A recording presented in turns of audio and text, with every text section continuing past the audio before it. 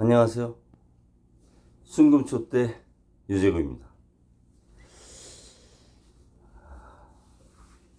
여러분은 옛날 얘기 좋아하세요?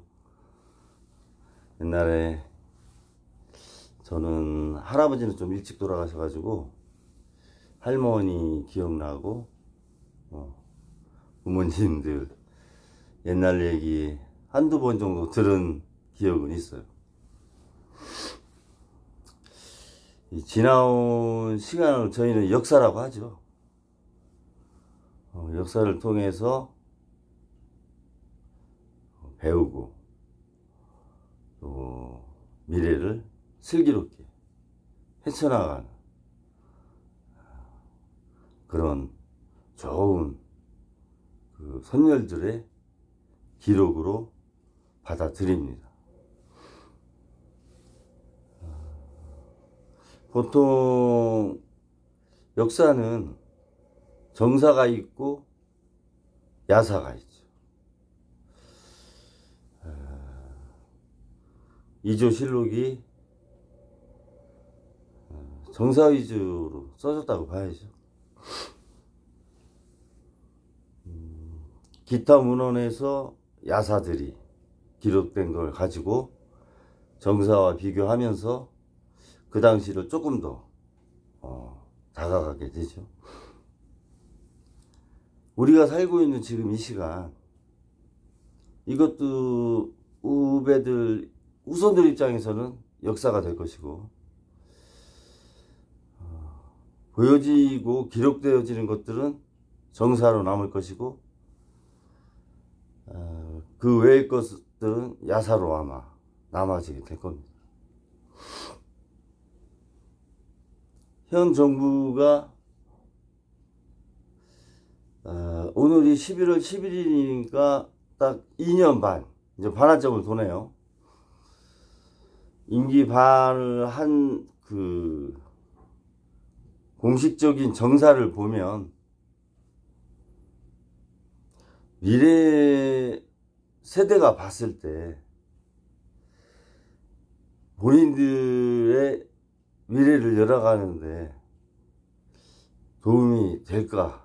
이런 좀 의문이 들어요. 본보기를 좀 남겼나? 별로 없어 보입니다. 제가 볼 때. 좀 부끄러운 거죠. 선배들 입장에서. 저는 우리가 이렇게 눈으로 보여지고 언론이나 신문에서 방송되고 보도되는 기록들, 이런 야사 정사들은 대통령 기록물로 보관을 공식적으로 하잖아요. 그래서 30년까지는 개봉하지 마라, 뭐 이렇게 또 얘기도 하고 하는데, 야사는 시간이 지나면 이렇게 다 나오게 돼 있습니다. 그리고 그것들을 모아서 그 당시에 정권에 가까이 있었던 사람이나 지켜봤던 사람들이 회고록 또는 하나의 테마로 다음 세대에게 전해집니다. 그게 지식인의 역할이에요. 또 보면. 그럼 저는 지금 우리의 현실, 강대국인 미국이 새 정부가 들어서고 일본도 새 정부가 들어서는 상황이고, 중국은 시진핑 3기를 벌써 이제 2년째 하고 있나요? 유로는 그 폰데어 라이엔 집행위원장이 연임을 하죠. 내년부터. 세계 지도자들이 일부는 좀 바뀌고 일부는 기존에 했던 사람들이 다시 또 운영을 하는 상태에 있습니다. 푸틴은 뭐 그렇게 독재적으로 쭉 가는 상황이고요. 전체 흐름은 극우 쪽 인사들이 이렇게 선거에서 승리를 좀 많이 하는 그런 표심이 나타나고 있는 거는 좀 보여지는데요. 그 극우라는 것은 사실 국수주의, 폐쇄주의, 민족주의라고까지 저는 말을 하긴 좀 그렇고, 약간 그런 자국중심 뭐 그런 쪽이 좀 가깝죠, 그거가. 지금 미국과 중국, 일본, 유럽 오늘 전체 놓고 봤을 때 그 중심에 트럼프하고 시진핑이 있죠. 트럼프 대통령이 1기 때 중국한테 무역 전쟁을 했죠. 무역 전쟁을 해서 그 상징적인 게 그 화웨이 회장 딸, 부회장, 몽환저우인가? 그 사람이 그 미국 검찰에 기소가 돼서 캐나다의 가택연금을 3년을 당했죠. 그래서 가택연금이 풀렸을 때 중국 정부에서 전세기 에어 차이나 보내가지고 캐나다에서 직접 데리고 왔습니다. 그때 화웨이 부회장이 내렸을 때 입었던 옷 기억나시죠? 빨간 원피스. 그 쇼츠로 제가 하나 올렸는데 그게 트럼프 때의 미중 관계의 상징적인 사진이에요, 사실. 그러면 트럼프가 1기 때 66년에서 20년까지 16년 2016년에서 2020년까지 1기 때 무역 전쟁을 해서 중국을 제조업이나 이런 부분으로 차단을 했느냐? 성과를 크게 못 냈어요. 트럼프가 1기 때 행정명령 1호가 그 파리 기후협약 탈퇴하는 게 1호였어요. 중국의 그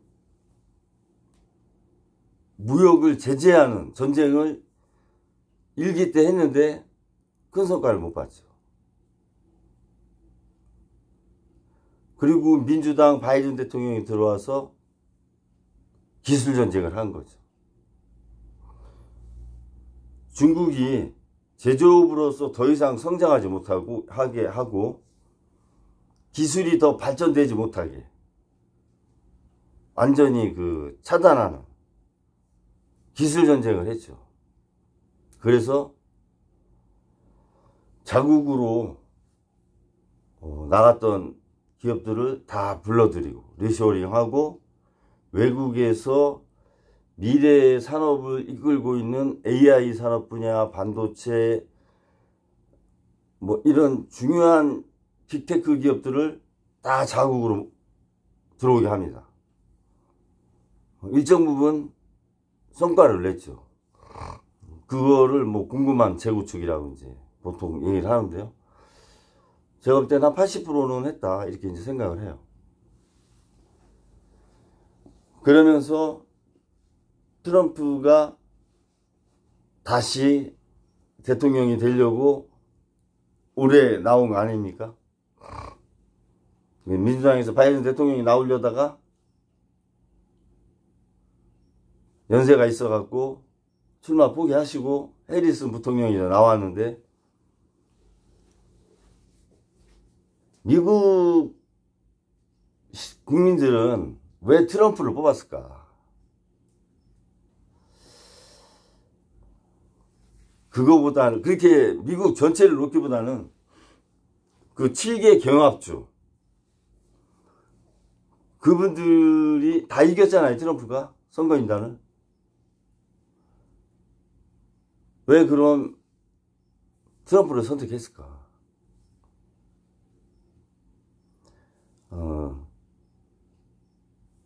그쪽이 좀 미국에서도 덜 개발된 쪽이고 노동자들도 많고, 그래서 이민자를 제한하겠다, 금지시키겠다, 당신들의 일자리를 뺏는 전노동 임금, 그런 이민자를 금지하겠다 라든가,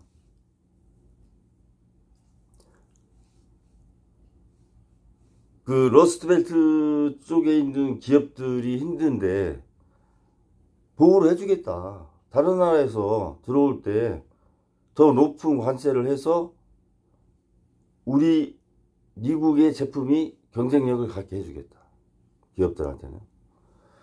뭐 그런 식으로 선거 전략을 했죠. 일기 때하고 사실은 뭐 큰 차이는 없어요. 예, 미국 국민은 그 러스트벨트나 그런 쪽 7개 주에 있는 사람들은 트럼프를 그래서 찍었다고 저는 보는 거예요. 본인들의 이익을 위해서.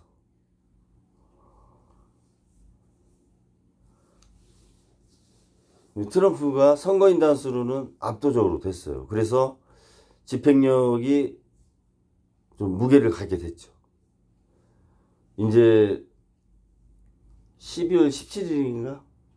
지금 뽑은 선거인단을 가지고 최종적인 선거를 또 하죠. 선거인단이 트럼프 찍는다고 했다가 바뀔 수도 있어요. 그러니까 아직은 확정이 안 된 거죠, 대통령이. 12월 17일 날 되는 거죠. 그리고 나서 1월 달에 취임을 하는 건데, 아직은 대통령이 된 게 아니에요. 선거인단에서 민주당 선거인단을 확보를 많이 한 거지. 최종적으로는 12월 17일 날 결정이 되는 거죠. 근데 역사적으로 볼 때 선거인단이 대부분 성향이 그대로 이제 반영이 돼서 트럼프가 됐다라고 판단을 하고 전체적인 세계의 움직임이 있는 거죠. 그럼 트럼프 2기는 1호 공약이 예측이 많이 나왔는데, 이민자 금지, 행정명령 1호가 이민자 금지 라든가, 바이든 대통령이 했던 그 IRA라든가 칩스법, 이런 것들을 그냥 다 폐지하는 거. 아무튼 바이든이 했던 거를 지우려고 그렇게 할 겁니다. 오바마 케어 그것도 행정명령으로 없애버렸잖아요. 예. 지금 트럼프가 선거 때 이게 쭉 얘기했던 게 이렇게 모아보면,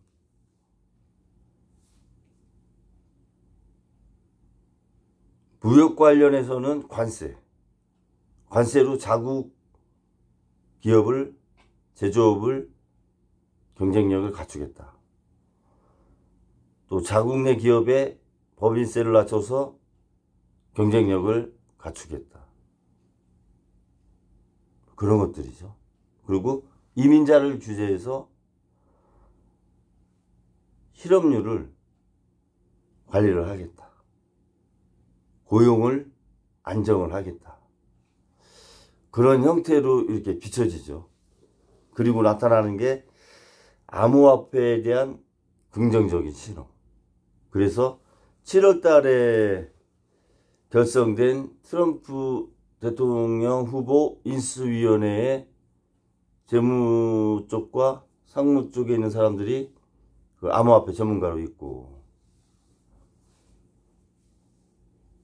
특이한 점이, 저는 이제 지금 오늘 얘기하려고 하는 거예요. 특이한 사람이 누구냐면, 대외 그 무역 관계를 총괄하는 사람이 있어요. 미국 장관급. 그 사람이 40년 만에 재기용이 돼요. 인수위원회에 들어왔어요. 그 사람이 누구냐면 1985년도 로널드 대통령, 레이건 대통령 당시에 일본하고 두 가지 계약을 했죠. 프라자 합의를. 그래서 엔화를 절상을 했죠. 50%. 250을 125원대로. 그리고 하나 한 게 미일 반도체 협약. 그래서 일본이 반도체에서 이제 손을 띄죠. 그게 27나라에서 손을 띈 거예요, 일본이. 지금 내년에 쿠로시마현에서 저지는 공장은 10나노급 공장이 되는 겁니다. 그리고 애리조나는 4나노급 정도 생산하는 거를 지는 거죠. TSMC가. 근데 오늘인가? 대만 재무장관이 2나노 이하는 해외에 공장을 짓지 않겠다. 그 발표를 했더라고요. 그거는 대만의 마지막 배수진을 친 거죠. 그게 이제 트럼프하고 아마 갈등이 좀 있을 소지도 있어요. 트럼프는 최첨단 기술을 줘라. 이런 입장일 테니까요. 대만 입장에서는 그것까지 양보를 하면 대만을 보호할 수 있는 수단 자체가 없어요. 미국에서 아무리 전투기를 사줘도 만족을 못하죠, 미국은. 무기를 사줘도. 그러니까 TSMC가 미국에 팔은 그 무역 흑자를 미국은 무기를 팔아가지고 상쇄를 시키는 거죠, 사실은. 근데 대만은 그거 자체를 포기하면 국가를 방해하는데 전략적으로 어려움이 있죠. 그 기술까지 해외로 다 나가면 TSMC 대만에 있는 본사가 위상이 떨어지죠. 없어도 되는 공장. 그러면 굳이 관심을 안 갖죠. 세계에서. 그러면 중국한테 하나의 중국이 돼버릴 수 있는 가능성이 커지는 거죠. 그런 문제가 하나 있고, 그래서 트럼프는 세금 쪽으로 중국을 조금 제재를 하고 중국을 경쟁력을 약화시키는 쪽으로 내놓은 공식적인 정책은 그거예요. 중국의 제조업을 수출을 하는데 어려움을 겪게 하고 경쟁력을 잃게 하고 기술을 더 발전시키지 못하게, 그렇게 무역이나 기술 장벽을 높여서 G2로서의 위상을 지워버리려고 하는 거죠. 보이는 거로는 그래요. 보이는 거로. 그리고 공약으로 나온 것들은 그래요. 그런데 그거는 저는 정사라고 보는 거지. 야사가 있다. 보이지 않는. 그게 뭐냐. 제가 볼 때는 트럼프는 금융에 대해서는 후보 시절 그 연설하러 다니면서 금융 관련돼서는 특별한 얘기를 한 게 없어요. 본인은 저금리를 지향을 한다. 저물가. 그 정도 얘기만 했지. 환율이나 금융정책에 대해서는 이슈화된 게 없잖아요. 이 전체적인 정책을 보면. 그러면 그것은 의미하는 바가 있는 거죠. 트럼프가 금융정책을 몰라서, 아니면 트럼프에 있는 이너서클들이 금융에 관한 전문가가 없어서 그거는 아닐 거죠. 오픈을 안 하는 거죠. 그냥 호주머니에 넣고 꺼내지 않는 거죠. 그걸 뭘 의미하느냐. 제가 볼 땐 히든 카드다 이거죠. 히든 카드. 결국은 트럼프는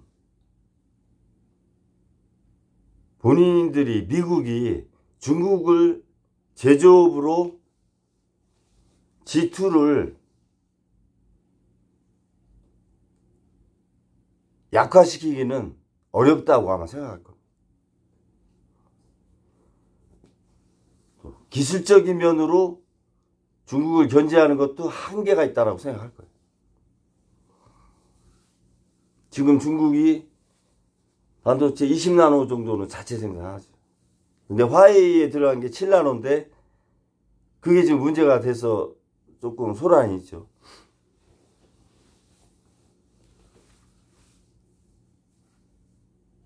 금융에 대해서 전혀 언급이 없이 그림자로만 이렇게 남겨놨잖아요. 그러면 중국하고 결국은 금융정책으로 중국을 와해시키겠다, 이런 기저가 있다고 한번 역으로 생각해 볼 필요도 있다, 이런 생각을 갖는 거예요, 저는. 그도 그러할 것이, 중국이 무역 수출 의존도가 18%예요. GDP에서. 그 18% 중에 한 17%가 미국 의존도예요. 그러니까 중국의 GDP에서 차지하는 미국 의존도가 2.8%밖에 안 돼요. 그리고 내수가 GDP의 61%예요. 나머지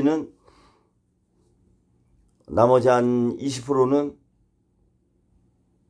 이제 본원소득이 있겠죠. 외국에 있는 상업용 부동산이나 이런 거. 중국이 2008년도에 미국발 금융위기가 나면서 미국 국채를 90% 이상, 그 외화자산 중에 90% 갖고 있던 것이 너무 떨어져 가지고 휴지가 되는 바람에 이제 그거를 다시 실수 안 하려고 아프리카나 이 중남미 이런 쪽에 이 광물이나 자원을 많이 사들여 놨어요. 그리고 그것들을 운반할 항구를 이용할 독점권도 다 사놨습니다. 그런데 독일에 세계 3대 항이 있는데 거기를 살려다가 못 샀죠. 중국이. 정치적인 이해관계가 있어가지고 EU에서 아마 그거를 막은 것 같아요. 그걸 못 샀어요, 중국이. 그러니까 유럽에서 조달할 수 있는 수로의 경로는 확보에 실패를 했는데 나머지 대륙은 다 확보했습니다. 그리고 웬만한 자원은 투자를 다 사놨어요. 대신 미국 국채를 많이 팔았잖아요. 금을 또 사놓고. 중국은 그런 것들을 포석을 이미 다 해놨습니다. 그래서 그 미국이 알고 있어요. 그러니까 제조업으로서 중국을 가난하게 만드는 건 어렵다, 이렇게 보는 거죠. 트럼프도. 그러면 다른 방안이 있어야 되는데 그게 뭐냐? 금융이라는 거죠. 미국은 금융으로 사실 먹고 사는 나라 아니에요. 근데 코로나가 나고 전쟁이 일어나면서 이게 자체 수급이 안 되고 물동량에 문제가 생기니까 우리 안에서 다 자급자족 하자, 이런 개념으로 지금 궁금한 재평을 하는 거 아니에요.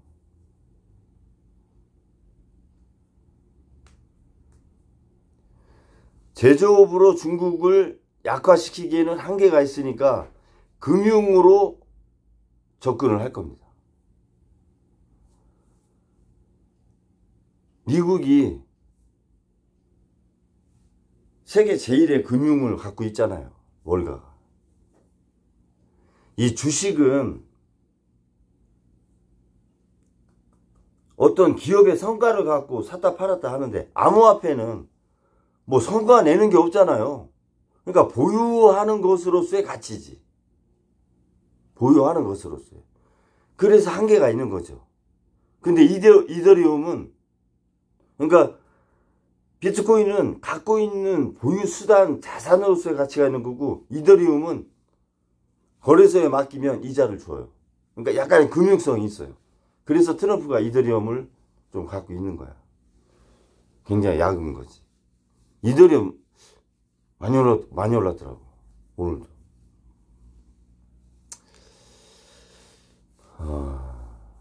그러면 금융으로 제재를 어떻게 할 거냐. 결국은 두 가지 방법밖에 없어요. 환율 정책 하나, 또 하나는 중국의 증권시장에 들어가서 증권시장을 장악하는 거. 두 가지인데,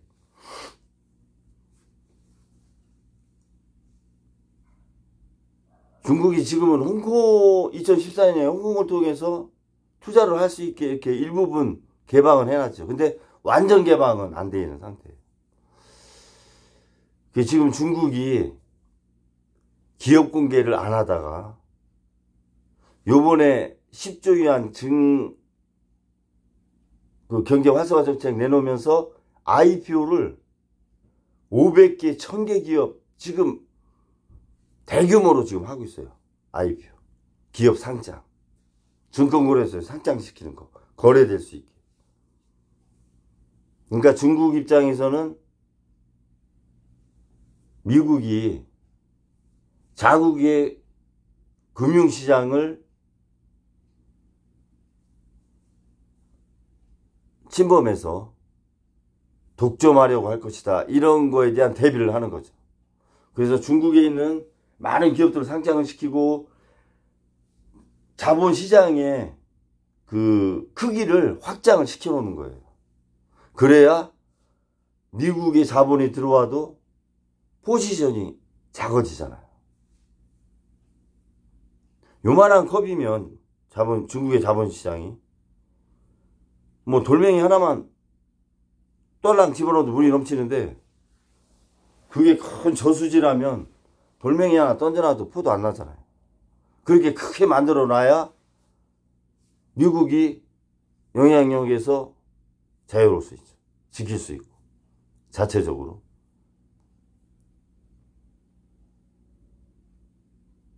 그래서 중앙은행에서 상업은행에 돈을 주고 상업은행에서 증권을 떠받치고 있는 거예요. 증권을 사기 위한 자금만 이렇게 별도로 주니까 떠받쳐 주는 거예요. 그러니까 부동산도 하락을 멈추고 이제 상승을 조금씩 엿보는 상황. 계획경제의 특성이죠. 어떻게 보면.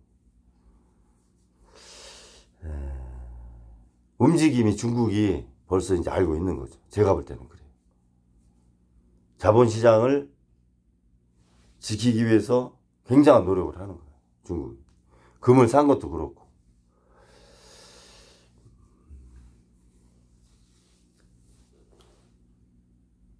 그러면 미국은 일정 부분 자본시장을 더 개방해라. 뭐 이런 요구를 할 수도 있고. 환율을 아마 딜할 수도 있어요. 지금 1달러당 7.12위안 되죠. 우리나라는 193, 4위안 왔다 갔다 하더라고요. 옛날에 180인데 강달러다 보니까 이제 위안화도 그렇게 오른 거죠. 한 6, 7% 올랐죠. 그렇죠. 6, 7%. 10%는 안 되고. 10%면 18이 아닌데 6, 7%면 3, 4% 오른 거네. 그 환율을 옛날 일본의 프라자 합의 때처럼 위안화를 절상을 해라. 그러니까 지금 1달러에 7.12위안을 3.5위안 아니면 4위안까지 요구를 할 수 있다. 그러한 대비책도 중국은 생각을 하고 있을 거예요. 일본이 120엔대에서 250엔대에서 125엔대로 오면서 해외에서 자금이 밀물듯이 들어왔거든. 그래서 주가지수가 6,000엔에서 일본은 지수가 돈이에요. 그냥 6,000엔에서 3,600엔까지 갔어요. 4년 동안. 그리고 나서 1989년 10월 달에 금리를 내리면서 거품이 꺼지기 시작한 거죠. 그래서 그 당시에 뉴욕 땅값으로 미국을 다 살 수 있다고 할 정도로 거품이 그 정도까지 갔었던 거니까요. 부동산하고 주식이. 근데 중국이 그걸 모르겠어요? 일본이 왜 잃어버린 30년을 겪었나? 너무 잘 알지. 그러면 중국이 그 전철을 당연히 안 받겠죠. 우리나라도 당연히 안 받을 거고. 그거는 국가를 포기하는 건데. 완전히 빈곤국으로 추락하는 거예요. 일본은 그나마 그때 세계 2대 강국이었어요. 중국보다 더 강했죠. 2대 강국이었기 때문에 잃어버린 30년이 됐어도 지금 독일이 앞섰더라고요. GDP를. 독일이 3위야. 중국 다. 4위가 일본이 됐는데 그래도 3,400~500달러 되잖아요. GDP가. 해외 자산도 많고. 중국이 너무 잘 알기 때문에 미국이 요구하는 대로 위안화 절상을 100% 뭐 이렇게 하는 거는 동의하기 쉽지 않고, 물론 자본시장을 개방해서 위안화를 절상을 하면 중국으로 돈이 많이 몰리겠죠. 그럼 중국이 금융시장이 발전해서 전체적으로 좋아질 수는 있어요. 그거는 뭐를 원해요? 뭐가 되는 거예요? 중국이 완전히 자본시장이 되는 거야. 자본주의 국가. 공산당이 자본주의 국가를 100%로 한다? 그거는 중국 공산당들이 그렇게 할 리도 없고, 제가 그런 말씀 드렸잖아요. 중국의 기업 중에 국가가 소유한 게 63%, 37%가 민간 기업. 그러니까 자본시장이 37%가 스며들었는데 그거를 100%로 자본시장을 만든다? 중국은 체제상 그렇게도 못하고 또 안 할 것이다. 그리고 미국의 전략을 너무 잘 알기 때문에 부분적으로는 할 수 있을 거예요. 왜냐하면 해외 자금을 중국 시장으로 오게 하는 것은 그렇게 뭐 나쁜 건 아니죠. 관리만 잘하면 되니까. 지배만 받지 않을 정도의 해외 자금이 들어와서 그것을 중국 국가 발전으로 활용만 잘하면 그거는 실용적인 경제 정책이 되는 거죠. 그래서 자본시장의 한도, 그러니까 외국인 투자 비율을 뭐 기업당 20%에 한한다든가, 우리나라처럼 지금 뭐 50% 넘게 그렇게 안 하고 그런 조율이 있을 수 있고, 환율을 일정 부분 전상할 수도 있어요.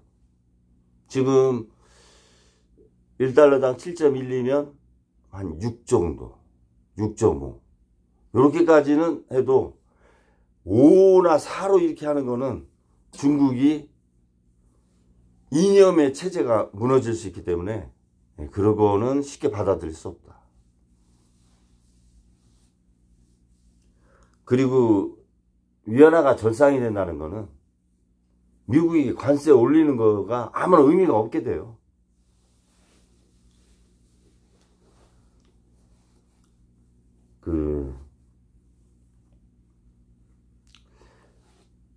미국이 관세를 높이면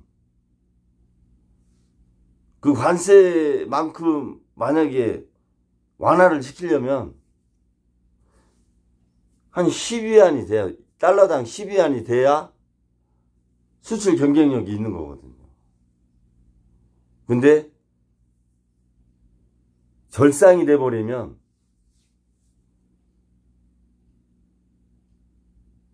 수출하는 기업은 더 어려워지죠.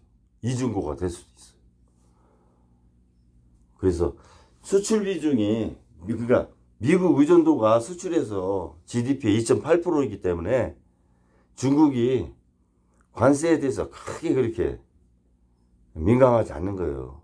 그걸 나타내는 지표가 뭐냐? 상하이 지수예요. 상하이 지수가 폭락이나 이렇게 안 하잖아요. 1% 내리고 그 정도에서 왔다 갔다 하잖아요. 영향을 안 받잖아요. GDP 2.8% 포기하고 내수 끌어올리면 돼요. 내수가 61% 차지하는데 뭐. 그 내수를 할 수 있는 총알이 있잖아요. 중국 국민들이 은행에 적금해놓고 안 쓰고 있는 돈 3경. 그리고 지방정부에 6조 원 풀어가지고 지방정부 살려놓는다고 하잖아요.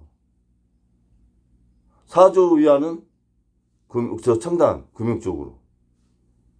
그러니까 관세에 대해서 그렇게 상하이 증시가 민감하게 반응을 안 하는 거예요. 의존도가 너무 적기 때문에.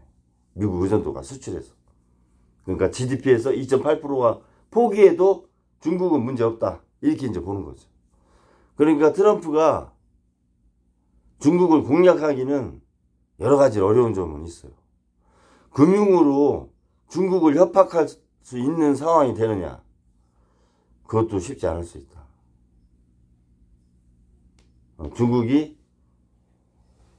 일본의 사례를 너무 잘 알기 때문에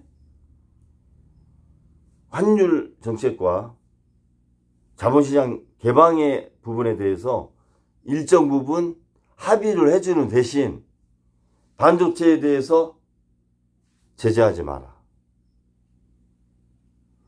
또는 한국이나 다른 나라가 중국에 수출하거나 수입하는 거에 대해서 관여하지 마라. 여러 가지 중국은 또 내놓을 게 많잖아요. 그러니까 금융 쪽에서 미국하고 중국에 우리가 모르는 야사가 발생할 것이다. 저는 이제 그렇게 봅니다. 관세보다는 환율, 자본시장. 그쪽이 히든 카드가 될 수 있고, 표면적으로는 트럼프도 내뱉은 말이 있어서 또 공약을 이행 안 하면 신뢰를 잃잖아요. 그러면 어떤 나라를 하나 타겟 잡아서 실시를 해야 되는데 그 나라 한번 뽑아보세요. 1번이 중국, 2번이 한국, 3번이 대만, 4번이 일본. 유로는 또 잘 못 건드려요. 왜냐하면 하나의 블록 아니에요. 이 네 나라 중에 하나 나라인데 뭐 중국은 이제 그렇게 한다고 보면 우리나라를 미국이 어떻게 볼까요? 트럼프가. 우리하고 수출해서 흑자를 제일 많이 보는 국가 한국. 그 다음에 중국의 의존도가 많은 한국. 그리고 선거 때 자신보다 해리스 쪽에 지지율이 높다고 전 방송사, 언론, 유튜브에서 방송을 했잖아요. 뭐 그런 부분.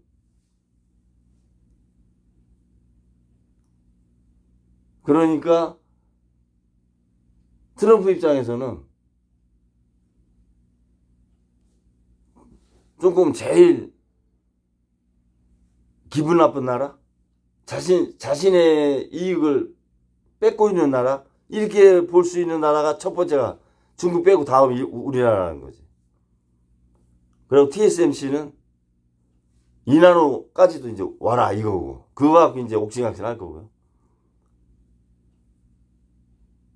일본도 쉽게 이렇게 제재하기 좀 힘들 거예요. 왜냐하면 아소 부총재가 4월달에 갔고 일본 자체가 또 힘들고 잃어버린 30년 본인들 때문에 잃어버린 30년을 보냈잖아요. 그래서 우리나라가 시범 케이스가 될 수 있다. 이 시범 케이스라는 거는 정말 안 좋은 거잖아요. 이 싸울 때 1대 만약에 5로 싸우면 한 사람이 5명 상대 안 하고 한 사람만 갖고 싹 누르면 속된 말로 패면 4명은 달려들지도 못하잖아. 그 역학관계가 그렇잖아요. 그러니까 한 나라를 본보기로 그냥 내가 하면 이렇게 돼 라는 걸 보여주면 다른 나라들은 자연스럽게 따라오죠. 그게 한국일 수 있는 비율이 높고 위험하다는 거죠.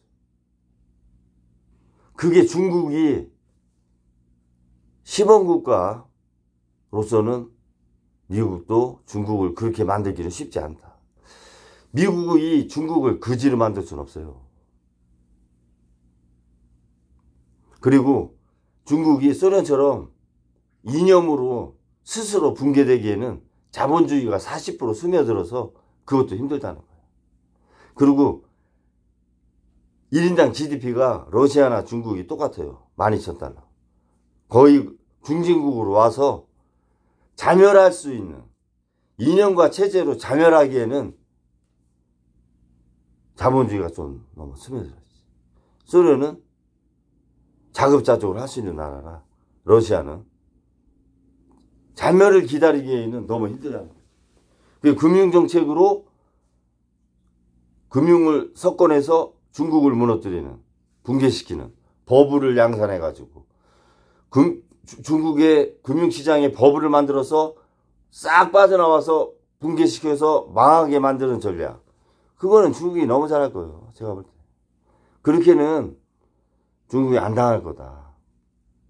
강요하면 상대를 안 하면 되니까 중국도. 그런다고 중국이 반도체 기술을 못 받아들일까요? 로비를 해가지고 아마 할 겁니다. 그래서 이제 우려되는 게 저희 나라인데, 저희 나라가 그 부분에 대해서 대비를 잘 세워야 된다. 시범국가가 되면 안 된다. 지금 윤 대통령 조선업에 대해서 트럼프가 SOS니까 트럼프 골프 좋아하니까 골프 치러 배우러 다닌다고 이런 방송 나오는데 왜 이렇게 헛다리를 짚는 거예요? 그 외교가 그거 골프 치는 게 외교입니까?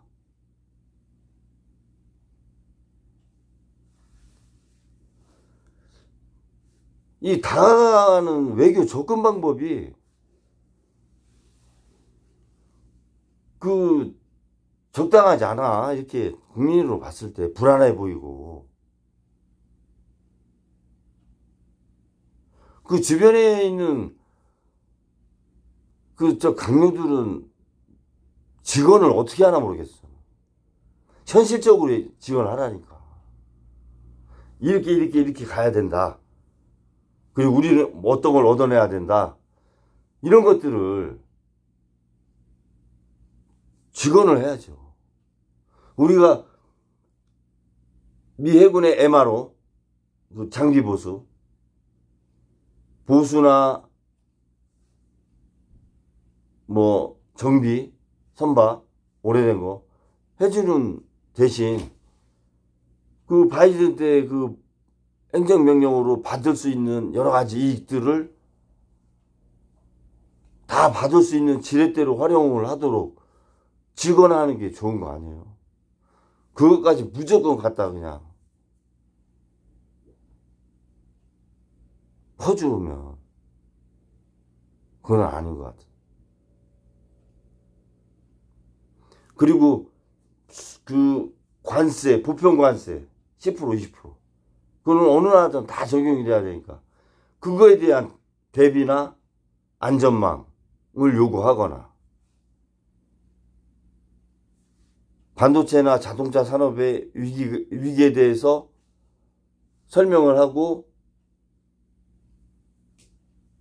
우리가 발전하면 미국이 오히려 발전할 수 있는 거라고 하는 설명을 해서 우리 수출을 다각화하는 이런 쪽으로 딜을 할 수 있게 조언을 해 주셔야지.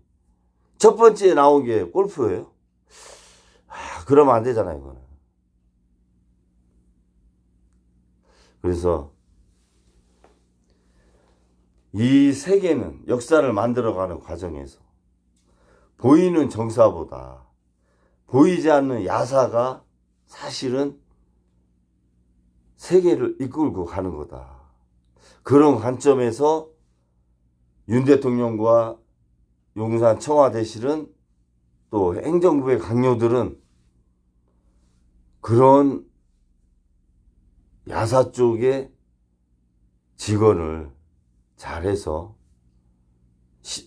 본보기 트럼프가 공약했던 본보기 나라가 되지 않도록 그런 것도 굉장히 지키는 것도 중요하다. 이런 말씀 드리는 겁니다. 그러면서 중국이 미국의 관세나 무역의 제2차 전쟁을 하려고 하지만 금융 쪽에서의 움직임 이거를 잘 봐야 된다. 정부는. 그런 말씀을 드립니다.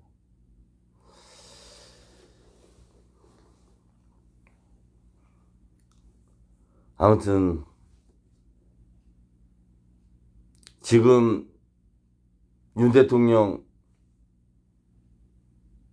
오늘로써 2년 반을 이제 넘어서 이제는 내려가는 거 아니에요? 임기가 갈 것보다 남은 게 적은 시간 아니에요? 정사를 만들 거고 야사를 만드시겠죠. 제가 볼 때는 정사도 국익을 너무 훼손한 그런 상황으로 왔고 그 야사는 내가 볼 때 너무나 많은 헌법 위반, 법령 위반, 국정농단 그런 것들로 다 덮여지지 않을까 우려가 되는 겁니다. 그런 부분에 대한 것들은 다 심판받을 거예요. 얼마가 남았을까는 모르겠습니다. 저는 남은 임기를 다 하실지 다 하지 못할지 그것도 우려가 되는데 하는 동안이라도 정사와 야사에서 헌법에 위반되지 않고 국익을 중심으로 국민을 위하는 마음으로 가셔라. 패밀리, 가족을 위하는 마음으로 가지 마시고 그러면은 대통령 아니에요. 이런 말씀 드립니다. 감사합니다.